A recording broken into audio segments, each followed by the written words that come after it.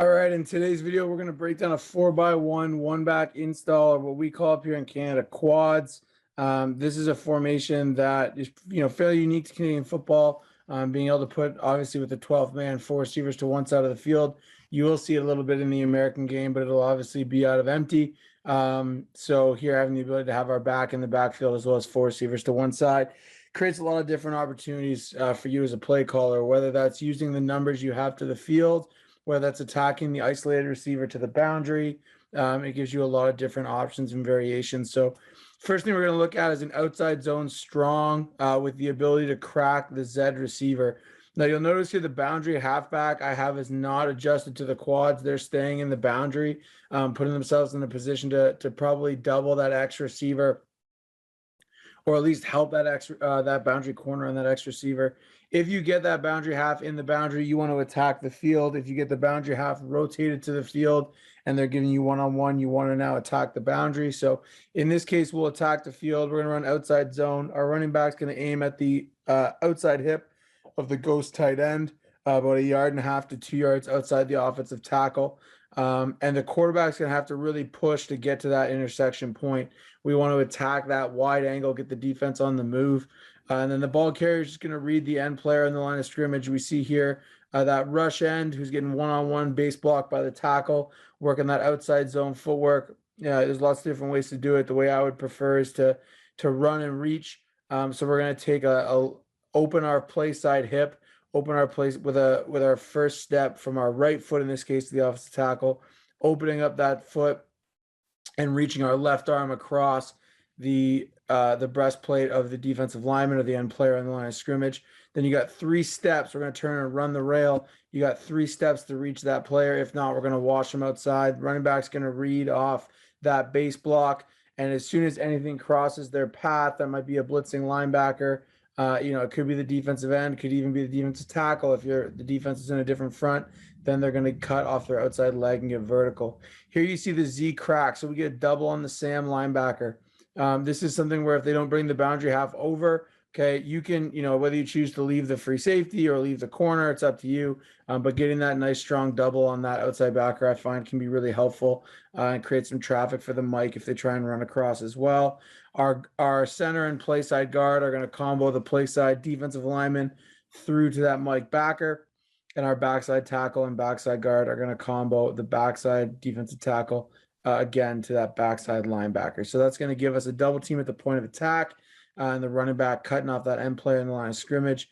Again, I think this is something we're going to do a video on very soon. But outside zone's a way that you can really get the ball to the edge, get an athlete in space, and look to make a confident vertical cut. Our next one is a vertical pass concept that I think should be in everybody's offense. 61 divide. It's very similar. This is our version of our 6 concept. If you've watched a lot of our stuff out of 4x1. So sometimes I throw different names on here, but we would call this 6 out of 4x1, or a lot of teams call it divide. So we're going to start here by taking a look at that diagonal route. So if you look at the protection, okay, we're going to have the running back on the wheel, and we're going to, play whether you run a slide pro or you pop the center. Our center guard and tackle in the orange there are going to be responsible for the 2 defensive linemen and the linebacker to the field side. Our running back's going to have the linebacker to the boundary side. And we're going to run our H on what we call a diagonal route. So we are about 9 to 10 yards, okay, really no deeper than 10 yards, crossing that boundary hash mark, and we're looking to get to the boundary numbers. We can even flatten it out once we get on that side of the field. Okay, and we're going to read the corner. We're going to drag the X receiver underneath, and if that corner chases, okay, we can look to hit the diagonal.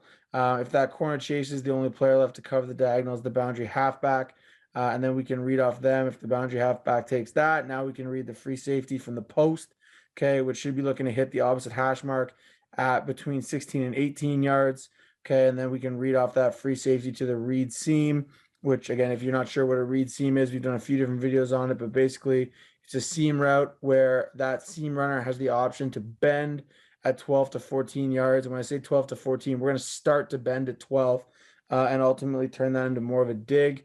And that's where we're going to get our high-low on the flat player with that drag route coming across. So again, if you imagine here, let's say the corner stays and takes the diagonal route. The halfback is then able to take the post. The free safety gets on top of this vertical route.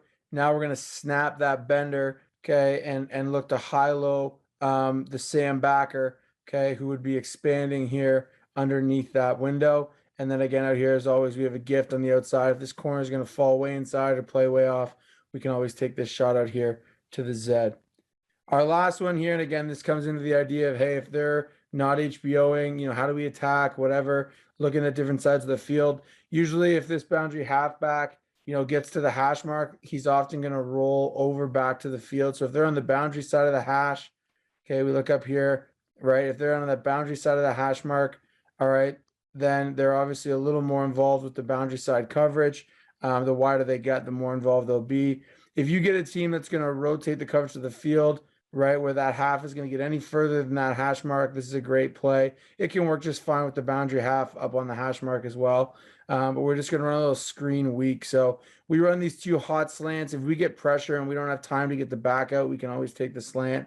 If we get man-to-man, sometimes the screen can be tough, and we can get the ball out there. Hopefully, though, we do have time to get our center and guard out. We're going to deep set the tackles, try and influence them, those defensive ends up the field.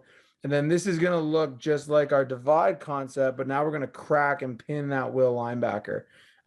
So now, maybe our corner's dropping off looking for the divide. Our guard's going to come out flat, probably ultimately take the corner. Our center is going to set, work out to the screen, and then look to turn up vertically and look at something second level. Okay. And then our guard is going to be the rat kill, going to get out to the side of the screen and peel back, looking for defensive linebackers that are reading screen and scraping to that side. So those are the 3 plays I think, can help you really attack a variety of areas on the field, get your running back out in space, and a really versatile pass concept. As always, later this week, we're going to have, for all of our spread installs, we did 23 and 32 last week. If you haven't checked those out, for our members, we're going to have 8 play installs with all these coming out later this week, as well as another 4-down focus. We'll look at some concepts in the American game coming out later this week. So really appreciate it. If you're looking for more, or you just want to support our channel, become a member today. Check us out. It's going to help us out a lot and help us keep making these videos for both Canadian football and American football coaches.